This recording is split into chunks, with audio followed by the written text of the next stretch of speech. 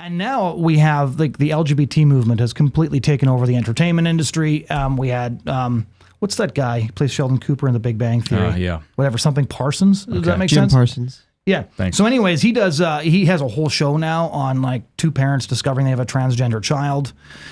There's a non-binary bison on a major kids show on Netflix. Blue's Clues featured a post-operation transgender beaver with chest scars in a parade to celebrate transgenderism. Velma of Scooby-Doo came out as a lesbian. Peppa Pig has lesbian polar bears, right? Like, I keep getting back to this is why the West is dead is good news. Because we don't have to get angry about this anymore. This is the new normal. Yes. And it's only getting worse, and you should expect it to get worse. And we need to create subcultures that have a strong defensive and offensive. Yes. I'd like to talk about that a little bit more. Yes. Where are you seeing that take place? What subcultures are you aware of? And where are they, and what are they doing right? interesting because there's... Because where do you live? Ottawa? No, I live in Tillsonburg, which you've never heard of. Okay. Is it in Ontario? Yeah, it's a small town in southern Ontario. It would definitely qualify as a subculture for sure. So subcultures. There's a couple of key things. It's difficult to be a subculture when you have big tech and Disney pumping their poison into your homes, and we're not willing to cut it off. So we want to be well, but we're allowing ourselves to be poisoned. So this would be my first point is that you cannot create a subculture until you cut off the sewage pipe. Right? You have to stop the mainstream culture from poisoning the groundwater in order to have a healthy community. And there's a couple of points to that. We just talked about entertainment, right? If you basically allow your kids to have Netflix, to have Disney Plus, to have all of these streaming services, you are genuinely allowing the enemy to have time with your kids. You are allowing their storytellers to tell stories to your kids. Right? There was a joke, I forget which old comedian said it, this is like decades ago, where he said TV was an excuse to have people that you would never allow into your home speak to you in your home. That's basically what these streaming services do. And so we're still trying to kind of have it both ways, right? Yes. A lot of Christians defended Game of Thrones or what's another obvious example? Yellowstone is the new one that's really, really popular. And you have a lot of conservative hosts that push this trash as well. Now, my understanding, I watched, I think, one episode of that. My understanding was they kind of get in the door and they show that we're going to be a rather wholesome sitcom that both left and right can enjoy. They did this with, was it Ted Lasso? Okay. Which was an American football coach who moved to England to coach a soccer team. And he was this good old Southern boy, very optimistic. Hey, Jamie, what would you rather be, a lion or a panda? Coach, I'm me. Why would I want to be anything else? I'm not sure you realize how psychologically healthy that actually is. Cheers. And then a ton of fornication and evil was pushed in like 5 episodes in or something. Yeah. Is Yellowstone like that, where it begins with some kind of promise that conservatives could appreciate it, and then what does it do? I suspect so. I actually only looked it up after a whole bunch of people at anti-porn presentations I was giving came up and was like, this is a very triggering show. There's a lot of really graphic sex scenes. Like really? Last weekend, I gave 4 talks on this, and it came up at 3 of them. Really? That Yellowstone was full of these really graphic sex scenes. God have mercy. And that sort of thing, like I think we have to cut that off in order. Your kids are never going to be interested in reading the great classics. They're never going to actually delve into what Anthony Eslin calls the unused artillery of the culture war, which is this cultural inheritance, which is still ours, but we don't bother to use anymore until we cut off all of the stuff that's being pumped in, the TikTok, social media, entertainment, and pornography, a decent chunk of which is persuasion technology that literally reshapes the way we think. It makes our brain unsuited to reading. It makes our brains like physically unsuited to actually enjoy the things that Western civilization did produce that we have now largely forgotten about.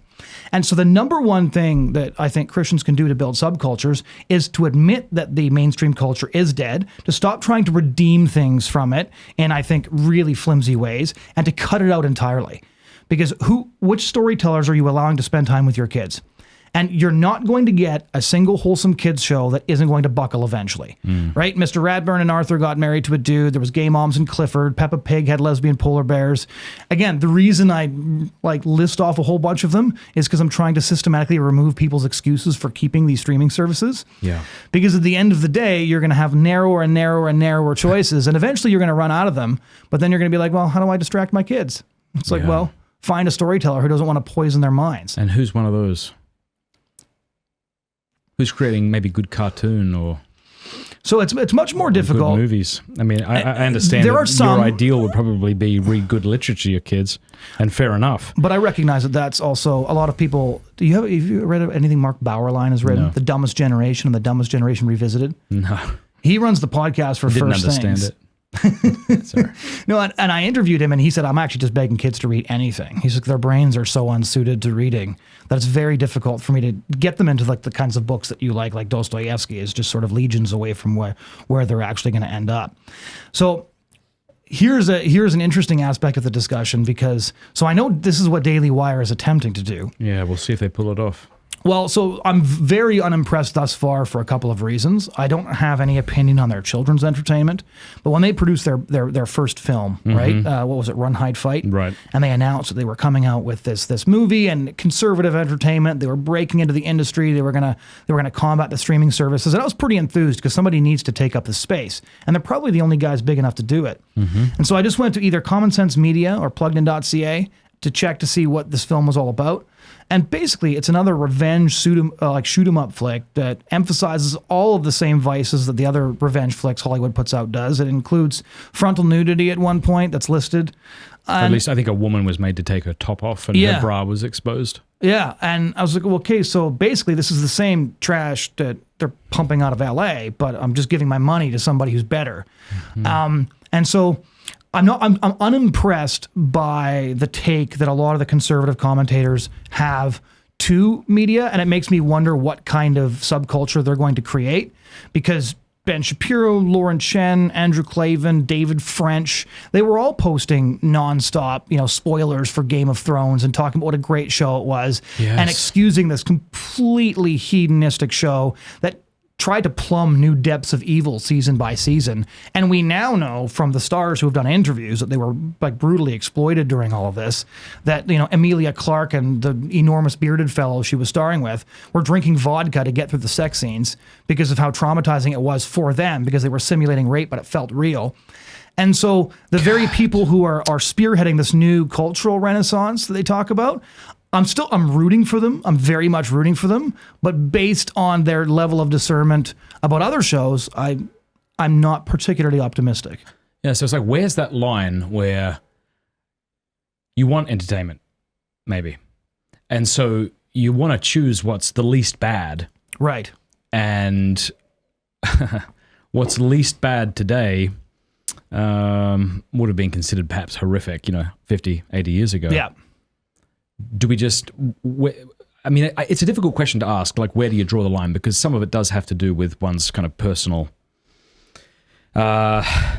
predispositions. I personally cannot watch anything that contains sexual content within it, by which I mean pornographic content within it, because of my own past. It's something that maybe my wife could go, I'll just fast forward that. But I can't even do that. So where do you think Christians should be drawing the line? Or is that too difficult a question to ask? I don't really think so. I think the answer is just simple, but most people hate it. All right, it's go on. that, well, so this is the show Pints with Aquinas. It'd be interesting to find out what Aquinas would think the line would be. Augustine wrote a lot on lust and things like that. I think we probably know where his line would be. I think the scripture is pretty explicit. So I find that people shift to getting very philosophical when we're talking about whether or not their favorite show with a sex scene in it is still watchable. And give me an argument that's backed by church fathers, it's backed by scripture for why you were allowed to watch that. This would be a good parody video, In 50 years, you've got Christian commentators saying, well, yes, it was filled with rape, but it was heterosexual rape. Yeah. And so there was still that element of, what God intends. It pissed all the right people off. Yeah. Which is basically the new standard for what you're allowed to watch. Is like it makes the woke people so angry, so everybody should get out there and watch it. I also find myself disappointed with conservatives celebrating Chris Rock's latest stand-up comedy. He said a few things that may piss off the left, therefore he's our new cultural hero or something. So I made the mistake of going, okay, well, I'll give it a watch. I'm sure you'll swear a bunch, but it'll be fine. Yeah.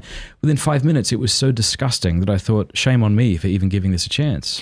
It's very interesting you bring that up, because there's a couple of very prominent conservative cultural commentators who are very intelligent. I like most of their commentary, who I think are getting it wrong on what comedians are doing when they say bring up abortion, which is one of the key things Chris Rock brought up. right? He said he's had so many abortions that he wants a death certificate for the baby, and he's almost won himself a free smoothie. Right. We hear that and go, look at him admitting that it's killing a baby. And Louis C.K. He's celebrating. Louis C.K. did the same thing. So did is he an Australian guy? No, the ginger. Bill Burr. Right. He did the same thing, and there was a fourth one. There was like 4 in a row. Dave Chappelle. So they all did a bit on abortion in the last like 6 or 7 years, and they all kind of make the same case that abortion kills a baby, but who cares? And I'm like that's the punchline, not the baby. That's what I mean. Like conservatives are so starved for mainstream approval and so starved to say, hey, see, this person's one of us. And we're like, look, he admits abortion's killing a baby. And I'm like, I know. And then they say, but who cares? And everybody laughs. What I think they're doing actually is dulling moral sensibilities, because the big mistake that a lot of Christians and conservatives made with comedy is they misunderstood the way it's used. And this is what Friends did, I think, best and kind of led the way for this, is if you can make sin funny, it is automatically unserious. Sin cannot be two things at the same time. Sin cannot simultaneously be a joke and something so horrifying that the Son of God had to be nailed to a cross. It's really to funny. free people from it. And so if it's consistently hilarious, right, when porn's the punchline, abortion's the punchline, hookups are the punchline, but they're simultaneously really amusing and hilarious, that doesn't work. And what these shows have done is we all sit down and we'll watch a sitcom on Saturday night and we'll laugh our faces off at one of the lovable playboys who's, bedding all of these, injured, damaged women who didn't have dads. And then the next day we'll go to church and try to put it on basically like adopt an entirely new moral framework the following morning. And what you end up having is this sort of schizophrenia where we justify things that I don't think previous generations of Christians would have struggled with. I think we're struggling with it because we want to hang on to it, not because there's any good reason to keep watching it. So quit struggling. Yeah, start fighting. Let's go. Get rid of it. Hey, thanks for watching that clip. Would you like this beautiful, very high quality, definitely not made in China, not that there's anything wrong with that, Pints with Aquinas beer stein for free, sent to your door? Would you also like a copy of The Jill sent to your door 4 times a year? This is the Pints with Aquinas newspaper, by the way. If you do, go to mattfradd.locals.com and become an annual supporter for any amount. We'll send you that stuff for free, and you get a bunch of other free things in return. You'll get more information by going over to mattfradd.locals.com. Thanks.